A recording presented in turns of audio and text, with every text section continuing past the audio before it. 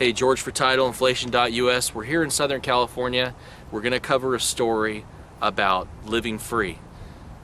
Most people have your insurance bills that you got to pay, your medical insurance bills, your car registration bills. I mean, the amount of bills that people get can crush a family. We're going to talk about a whole new way to live, not just free of bills, not just free of extra expenses and taxes and all these other regulations and burdens that the government puts upon you. I'm talking about an entire change of lifestyle.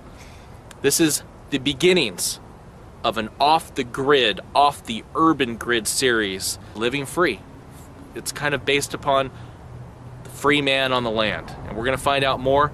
We have two gentlemen here that have agreed for us to kind of profile what they have done over the last, 10, 20, 30 years in their quest to live free.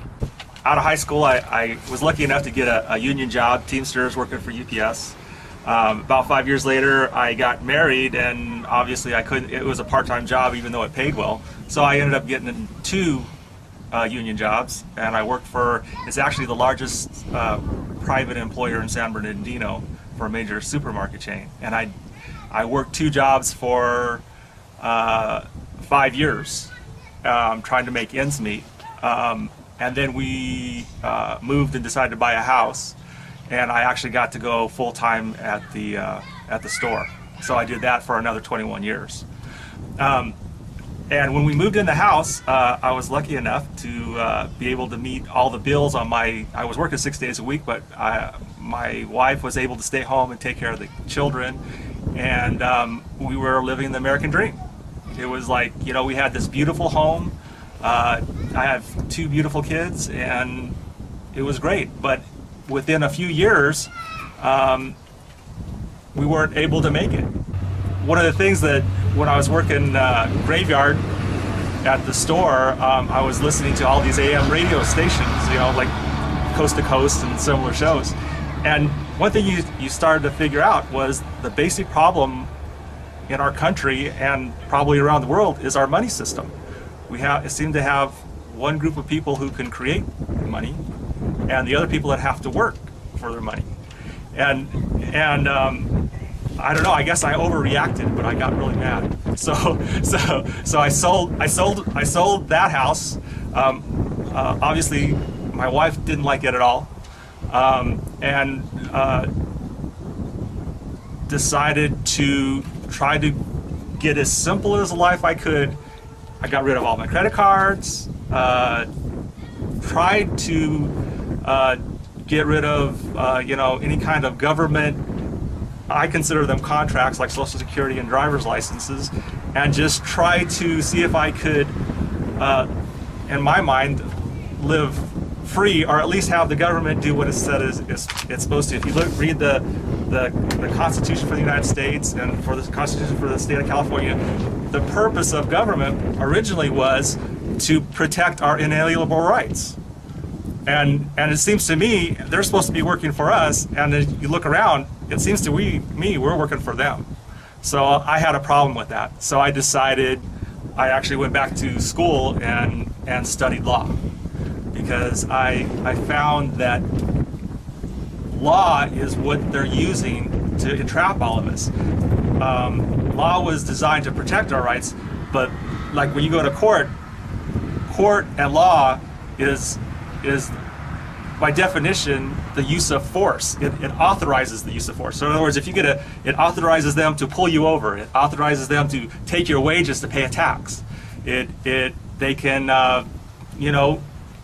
evict you out of your home.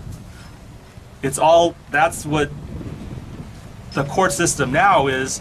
They're rationalizing their system and forcing the people to do something. And it's supposed to be, you're supposed to have due process. But when you find out how the courts are running now and the way they should be running, you find out it's all show. It's just a big circus show. I've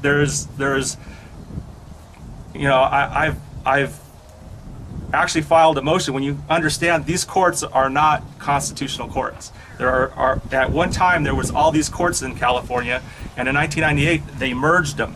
So when you go walk into a court, you may be in this jurisdiction or this jurisdiction or this jurisdiction, and if you don't know where you're at. I refuse to accept that I'm one of their subjects. I'm a people, and you're supposed to be working there. Now, I don't want to do anything immoral. I just want them to protect my rights. And so when you go in there with that attitude, you can have some effect, but they will kick and, this whole system under the 13th Amendment is considered voluntary. But as soon as you decide not to volunteer, then they have a problem with that. This government's just getting out of control. They think the Constitution's a joke. Yeah, I've had plenty of confrontations with the police. In one situation, a cop even pulled his billy club out and told me, "That's the Constitution." So when you've got men who are supposed to be law enforcement who act with this ruthless mug mentality, and they're supposed to be protecting us, we've got a serious problem in this country. I know there's some good policemen out there, but I'll say it right here in front of the world, there's not very many. The other problem we have in this country with the police is they know absolutely nothing about the law, and that's their job. They put a tin badge on these guys' chests, send them out there with a revolver and a billy club, and now all of a sudden they're experts in the law. I'm sorry, it don't work that way. That's the way the gang members do it. Now, if you want to be associated with gang members, which that's what's happening, then that's what you're going to get. You're going to lose all your respect. The men with the uniform need to protect the Constitution. And it wasn't too long ago I heard a testimony by Sheriff Mack from Arizona. Now, there's a man who got convicted one day and realized, hey, I'm not protecting the people.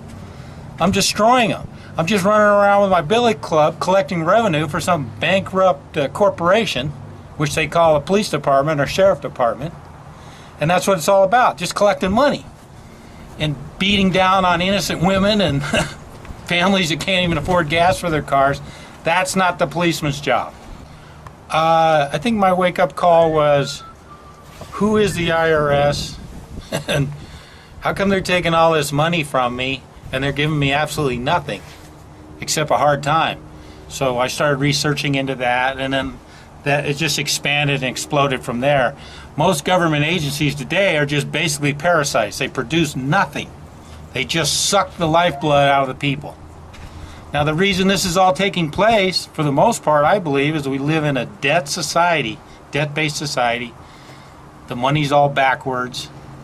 Technically, there is no money. If you don't have a silver coin in your pocket or a gold coin in your pocket, you're a vagrant. You have nothing.